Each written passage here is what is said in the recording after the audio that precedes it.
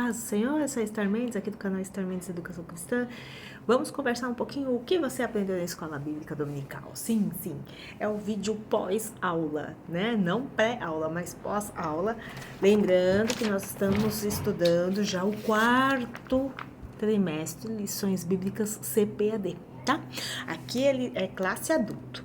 Lembrando que as lições CPAD elas são divididas, né? A Escola Bíblica Dominical ela é dividida por faixas etárias, certo? Muito bem, já estamos na aula 3. E o que a gente aprendeu na aula 3? O corpo e as consequências do pecado. A leitura bíblica em classe se encontra em Gênesis capítulo 3 e depois Eclesiastes capítulo 12. Certo? Certo. E o que nós aprendemos? Pois é, a gente aprendeu quais foram as consequências do pecado sobre o corpo. Lembrando que o trimestre a gente está aprendendo sobre corpo, alma e espírito. A restauração integral do ser humano para chegar à estatura completa de Cristo. A primeira e a segunda aula nós entendemos a tricotomia e que Deus nos criou com o corpo, alma e espírito. E todo trimestre nós vamos entender a parte material do homem e a imaterial, né? E sendo que a aula 3 e a 4, ela é bem específica, está falando sobre o corpo. Então a gente vai entender que a queda do homem, ela trouxe o quê? Qual foi a principal consequência, né? A queda, né? O declínio, né? Espiritual, moral e físico do homem. Uma das coisas trabalhadas na aula foi, por exemplo, os tópicos em que a gente vai entender o corpo e a gente vai entender o que é a questão do envelhecimento. Com o pecado veio a questão da dor, veio a questão do sofrimento, das angústias, o reflexo de tudo isso através do corpo. Outra coisa, né? A responsabilidade humana sobre o quê? Sobre o livre-arbítrio. A partir do momento que a gente tem um livre-arbítrio, ou seja, a liberdade de escolha, você opta, você escolhe servir a Cristo Jesus, entregar a sua vida para Cristo. Então, a sua responsabilidade agora é sobre a sua escolha. Isso. O cristão precisa entender que ele tem que viver sempre em busca da santificação. Sim, lembrando que o plano perfeito de Deus,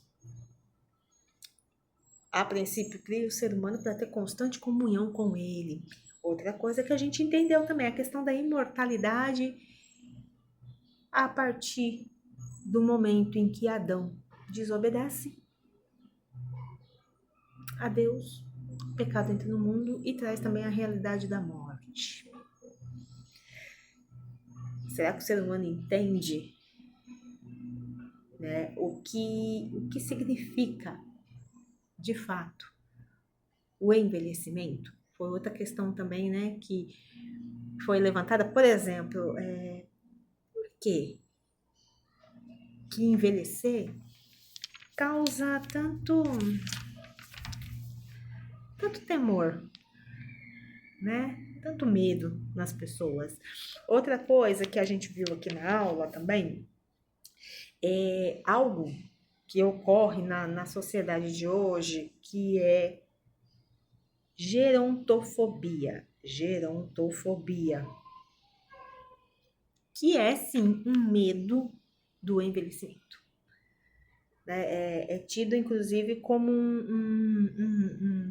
um novo transtorno diagnosticado aí, né?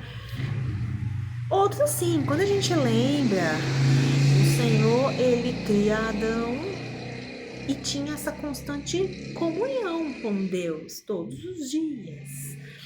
Devido ao pecado, é quebrada essa comunhão. Mas a princípio, nós vemos que o ser humano, ele foi criado de uma forma imortal. Mas, como Deus não foi pego de surpresa, a gente tem então a queda, né? Física, moral e espiritual do homem.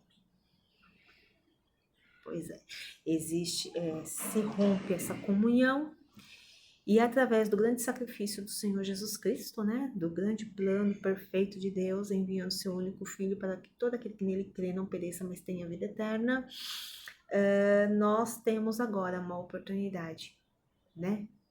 De termos comunhão com Deus, fomos reconciliados através de Cristo Jesus, do seu grande sacrifício. Muito bem, então nós lembramos que existe a grande promessa que o Senhor Jesus nos fez, a vida eterna. E aí a gente lembra do envelhecimento, inclusive Eclesiastes 12 é um texto estudado também a respeito disso, é um tratado sobre o envelhecimento. O que a Bíblia ensina sobre isso? Né? Leiam, acredito que vocês já devam ter lido, mas leia novamente, é um texto muito importante, né, para a gente compreender. Outra coisa aqui também, né, a questão que como que nós lidamos agora, né? Essa realidade, a realidade do sofrimento, das enfermidades, do envelhecimento, tanto o envelhecimento do corpo, como também da nossa mente, né? Como que a gente lida com tudo isso, né? Outra coisa que foi falado, o enfado e canseira. São duas realidades também que nós estamos vivenciando, né? Com muita intensidade, se assim eu posso dizer. Foi outra coisa que foi falado também, né? O enfado e canseira. E no tópico 3, a gente estudou do abatimento à glorificação. E aí nós nos lembramos, né? Que sim, o corpo volta ao pó, mas qual é a esperança do salvo em Cristo Jesus? A grande esperança, a vida eterna. O corpo ressuscitado, glorificado, né?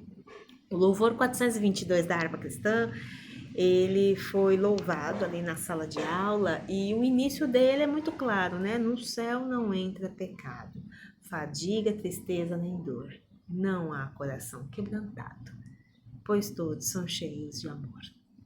A grande promessa, né? A promessa da vida eterna. Jesus é o caminho, a verdade e a vida. Ninguém vai ao Pai, senão por Ele. Pois é. E aí nós entendermos que o corpo mortal, carnal, será transformado. No grande dia do Senhor, será transformado num corpo celestial. Pois é. A conclusão, né, que a gente tem aqui, eu vou ler como está na lição, tá bom? Só para a gente relembrar. Apesar de todo o abatimento e sofrimento que experimentamos em nosso corpo como consequência do pecado e de nossas próprias transgressões, em Cristo temos a certeza de uma redenção completa, conquistada por sua obra perfeita na cruz do Calvário. Ele nos dará um novo corpo, eternamente transformado e saudável. Certo? Muito bem. Então, próximo domingo, aula 4. E o tema é o corpo como templo do Espírito Santo. Certo? Então, até o próximo vídeo. Deus abençoe a todos.